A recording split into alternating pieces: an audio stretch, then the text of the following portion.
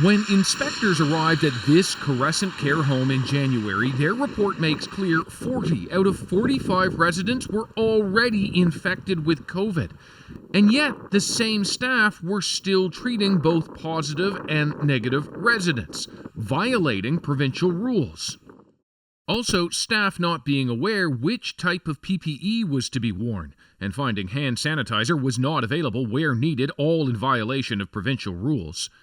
Many residents died, including Edwin Rutherford. We couldn't be there with him. We couldn't say goodbye.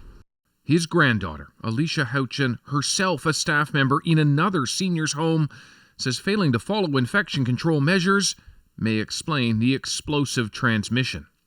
Yeah. They had plenty of time to prepare and to do whatever they needed to do, and they obviously didn't do it.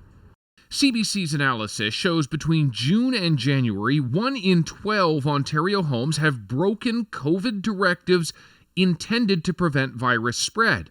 Nearly 4 in 5 of the violators are owned or run by for-profit companies. Crescent Care is one of them, though national chain Extendicare has the highest rate of such rule breaking. These operators need to be held to account. And yet, says this geriatrician, there are virtually never any consequences when owners and managers get caught. How do we get all homes, not just the for-profit ones, to meet the standards of care and have serious penalties and repercussions for failing to do so? Extendicare, one of Canada's largest operators, says inspectors have only found COVID breaches in a small minority of the visits, but that their goal is to have no issues. Crescent Care homes had no comment. For those grieving, like Alicia, there's also bewilderment.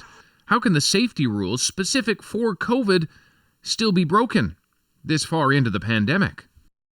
So, David, what difference does it make for infection control that most residents of long-term care homes in Canada have now had at least one dose of the vaccine? No question that vaccine is now saving lives. It's why we're seeing deaths and outbreaks subsiding in long-term care in Ontario. But it doesn't mean that infection prevention and control isn't critical in the post-COVID world as well, because of things like the flu, which do kill in Ontario care homes and throughout the country. And so it is critical to get that right.